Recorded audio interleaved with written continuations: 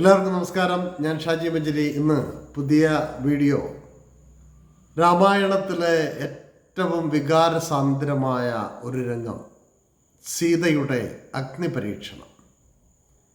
എന്തിനു വേണ്ടിയായിരുന്നു അഗ്നിപരീക്ഷണം? ആ സമയത്ത് രാമൻ സീതയോട് പറഞ്ഞ പരുഷമായ വാക്കുകൾ എന്തൊക്കെ? സീത അതിന് കൊടുത്ത മറുപടി എന്ത്? അഗ്നിപരീക്ഷണത്തിൻ്റെ യഥാർത്ഥ ലക്ഷ്യം എന്തായിരുന്നു? ഇത്തരം കാര്യങ്ങളാണ് നമ്മൾ ഇന്ന് ചർച്ച ചെയ്യുന്നത്.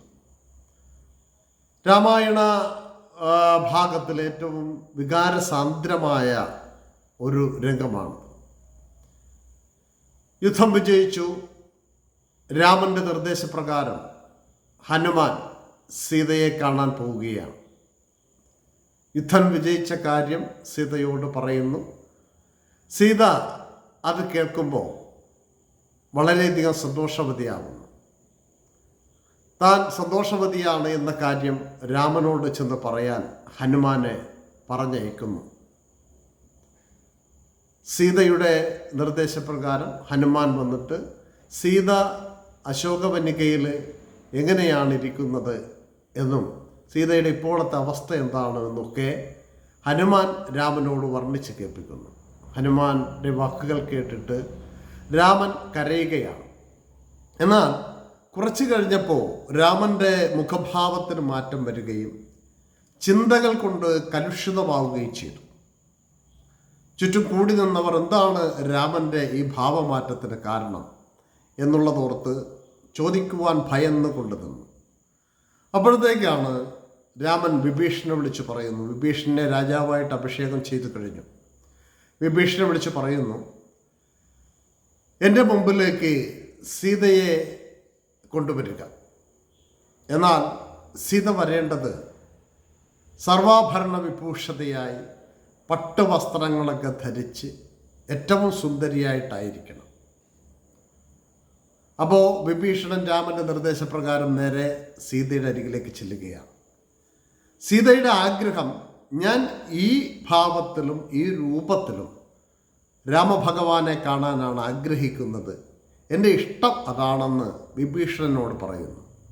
അപ്പോൾ വിഭീഷണൻ പറയുന്നു, രാമൻ്റെ ഇഷ്ടം സാധിക്കുവാനാണ് ഞാൻ വന്നിരിക്കുന്നത്, സീതയുടെ ഇഷ്ടം സാധിക്കുവാനല്ല. അതുകൊണ്ട് ആഭരണങ്ങളും പട്ടുവസ്ത്രങ്ങളും അലങ്കാരങ്ങളും ചാർത്തി എൻ്റെ കൂടെ വരിക. അങ്ങനെ രാമൻ്റെ ഇഷ്ടം സാധിക്കുവാനായിട്ട് സീത തോഴിമാരാൽ കുളിപ്പിക്കപ്പെടുന്നു. ജട കെട്ടിയിരുന്ന അവളുടെ മുടിയൊക്കെ വൃത്തിയാക്കി ഭംഗിയാക്കി കെട്ടുന്നു. സ്വർണ്ണാഭരണങ്ങൾ രത്നാഭരണങ്ങൾ പണിയിക്കുന്നു. പട്ടുവസ്ത്രം ധരിച്ച് തിളങ്ങുന്ന ലക്ഷ്മി ദേവിയെ പോലെ സീതയെ രഥത്തിലേറ്റി വിഭീഷണന്റെ നേതൃത്വത്തിൽ രാമസവിധത്തിലേക്ക് വരികയാണ്. രാമസവിധത്തിലേക്ക് വരുമ്പോൾ ആ ചുറ്റുപാടുമുള്ള പൗരാവലികൾ, രാക്ഷസ സൈന്യവും വാനര സൈന്യവും സീതയെ കാണുവാൻ വേണ്ടി താല്പര്യപ്പെടുന്നു. അവരെല്ലാവരും ഇരു കരകളിലുമായിട്ട് ഇരുവശങ്ങളിലുമായിട്ട് തിങ്ങി തിക്കും തിരക്കും ഉണ്ടാക്കി സീതയെ ഒരു നോക്ക് കാണുവാനായിട്ട് പല്ലക്കിലേക്ക് നോക്കി. വിഭീഷണൻ തൻ്റെ സൈന്യത്തെ വിട്ട് എല്ലാ ജനങ്ങളെയും ദൂരേക്ക് മാറ്റി നിർത്തി. ഇതറിഞ്ഞ് രാമൻ കോപിക്കുകയാണ്. സീതയെ അവർ കാണട്ടെ, പൗരജനങ്ങൾക്ക് കാണാൻ അവകാശമുള്ള ഒരു സ്ത്രീയാണ് സീത എന്നാണ് രാമൻ പറയുന്നത്.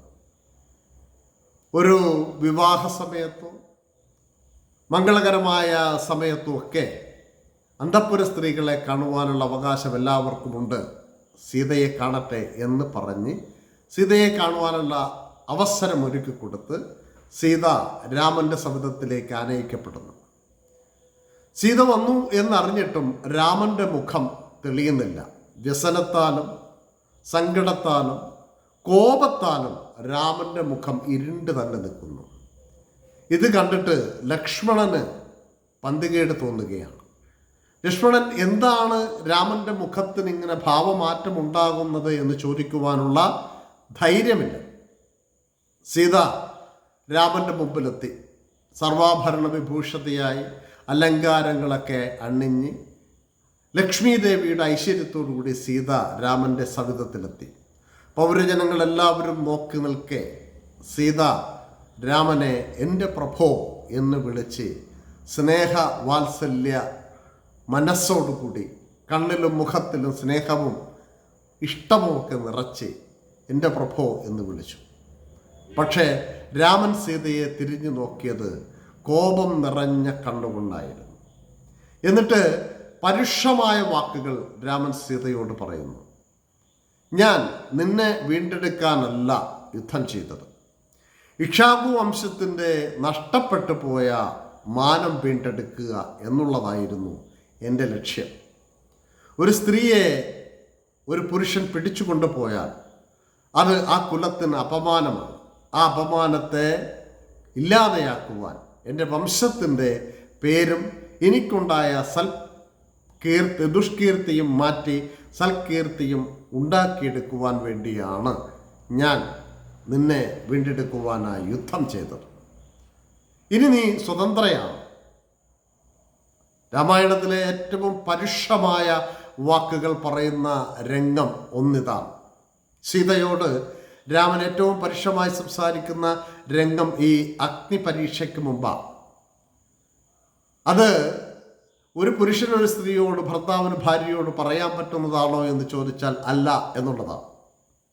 സീത ഒരിക്കൽ ലക്ഷ്മണനോട് പറയുന്നുണ്ട്, മാരീചിൻ്റെ പുറകെ പോകാതെ നിൽക്കുമ്പോൾ നിനക്ക് എന്നെ സ്വന്തമാക്കാനല്ലേ രാമനെ രക്ഷിക്കാൻ ലക്ഷ്മണ നീ പോകാത്തത് എന്ന് ചോദിക്കുന്നുണ്ട്.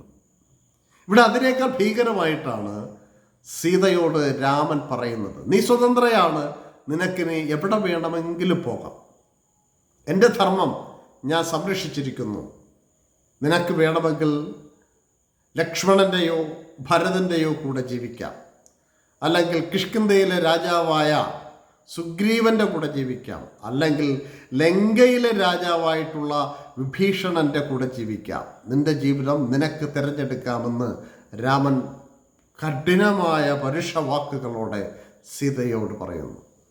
സീതയുടെ കണ്ണിൽ നിന്നും ഒഴുകിയത് കണ്ണുനീരില്ല, ചുട്ടുരക്തമായിരുന്നു. എന്തുകൊണ്ടാണ് രാമൻ ഇങ്ങനെ പറയുന്നത്? അവൾ അകാരണമായി ഭയപ്പെട്ടു. ഇതുവരെ താൻ അനുഭവിച്ച പീഡകൾക്കും അപ്പുറമാണല്ലോ രാമൻ്റെ വാക്കുകൾ എന്നോർത്തവൾ ദുഃഖിച്ചു. അവളുടെ കണ്ണിൽ നിന്ന് കണ്ണുനീർ ധാരധാരയായിട്ട് പുറത്തേക്ക് പ്രവഹിച്ചു. അവൾ രാമനോട് മറുപടി പറഞ്ഞു, രാമ, അങ്ങ് ഒരു സാധാരണ മനുഷ്യനെ പോലെ സംസാരിക്കുന്നു. ഞാൻ അങ്ങയെ അല്ലാതെ മറ്റൊരാളെ എൻ്റെ മനസ്സിൽ ഒരു നിമിഷവും കരുതിയിട്ടില്ല. ഞാൻ പതിവ്രതയാണെന്ന് ഞാൻ ശപഥം ചെയ്യുന്നു. അപ്പോഴും രാമൻ ഒന്നും മിണ്ടുന്നില്ല. രാമൻ ഒന്നുകൂടെ കൂട്ടിച്ചേർത്തു, എൻ്റെ കുലത്തിൻ്റെ ധർമ്മം പാലിക്കുവാൻ വേണ്ടി മാത്രമാണ് ഞാൻ നിന്നെ വീണ്ടെടുത്തത്. നിനക്കിഷ്ടമുള്ളതുപോലെ സ്വതന്ത്രമായി പോകാം. ഇത് കേട്ടപ്പോൾ അവൾക്ക് സഹിക്കാൻ പറ്റിയില്ല.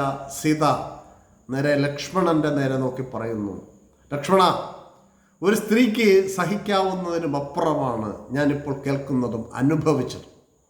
അതുകൊണ്ട് ഇനി എനിക്ക് ഈ ജന്മത്തിൽ ഇങ്ങനെ ജീവിക്കുവാൻ പറ്റില്ല. അതുകൊണ്ട് ഞാൻ അഗ്നിയിൽ ചാടാൻ പോവുകയാണ്. എനിക്കായി അഗ്നികുണ്ഡം ഒരുക്കുക.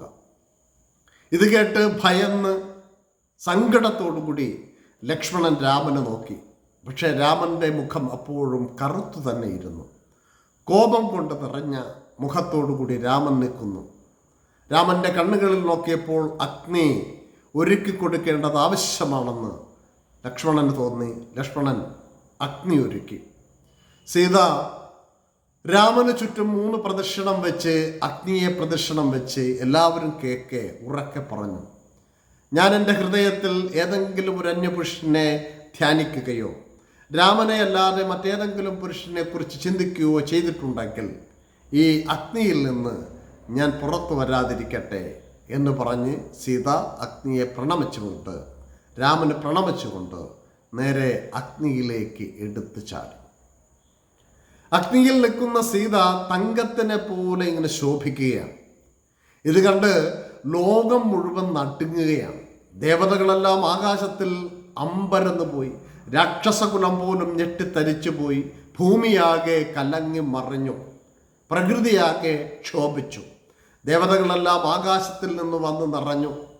ഋഷിമാര് രാമനോട് ചോദിച്ചു, എന്തേ രാമ, താങ്കൾ ഒരു സാധാരണ മനുഷ്യനെ പോലെ ചിന്തിക്കുന്നു? ബ്രഹ്മാവ് ചോദിച്ചു, എന്തേ രാമ, താങ്കൾ ഒരു സാധാരണ മനുഷ്യനെ പോലെ ചിന്തിക്കുന്നു? ദേവതകളെല്ലാം ചോദിച്ചു. അപ്പോൾ രാമൻ പറഞ്ഞു, ഞാൻ ഒരു സാധാരണ മനുഷ്യനാണ്, ദശരഥൻ്റെ പുത്രനാണ്. എൻ്റെ കുലത്തിൻ്റെ മഹിമ സംരക്ഷിക്കുവാൻ, എൻ്റെ നഷ്ടപ്പെട്ട സൽകീർത്തി നേടുവാൻ എനിക്കിതല്ലാതെ മാർഗമില്ലായിരുന്നു. ഇത് കേട്ടപ്പോൾ ബ്രഹ്മാവ് ചിരിച്ചുകൊണ്ട് പറഞ്ഞു, അല്ലയോ രാമ, താങ്കളുടെ അവതാര ലക്ഷ്യം കുലത്തിൻ്റെ ധർമ്മം വീണ്ടെടുക്കലല്ല.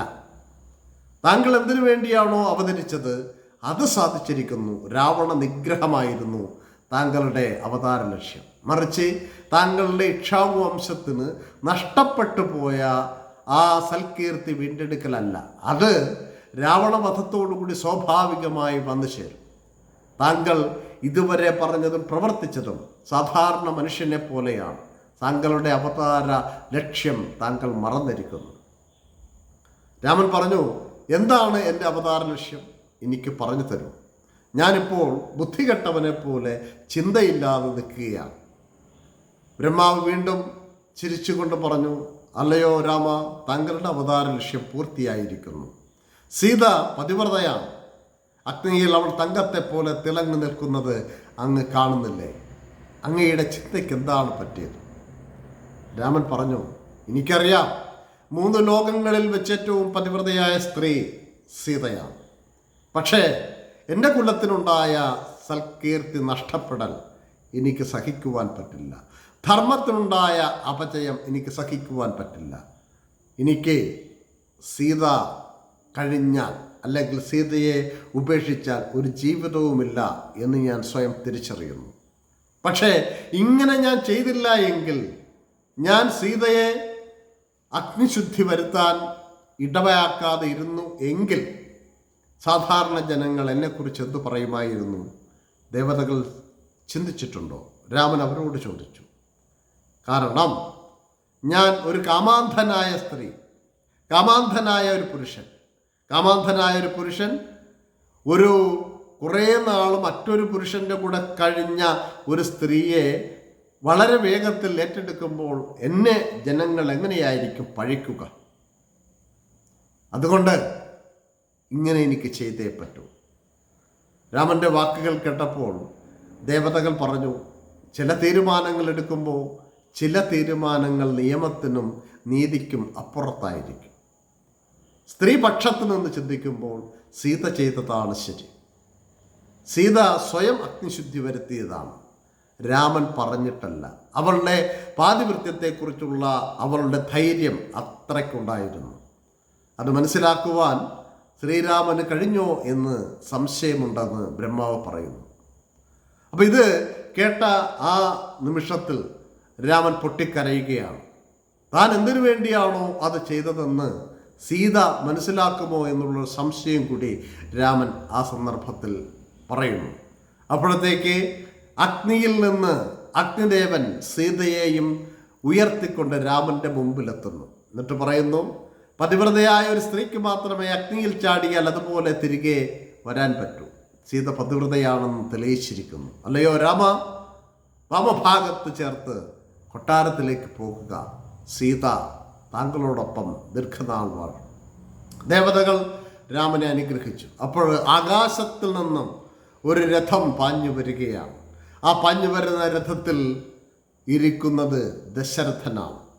മരിച്ച് സ്വർഗത്തിലേക്ക് പോയ ദശരഥൻ രാമസമക്ഷത്തിൽ വന്നിട്ട് പറയുന്നു, അല്ലയോ രാമ, സീത പതിവ്രതയാണ്. പതിവ്രതയായ സീതയെ നീ സ്വീകരിക്കുക.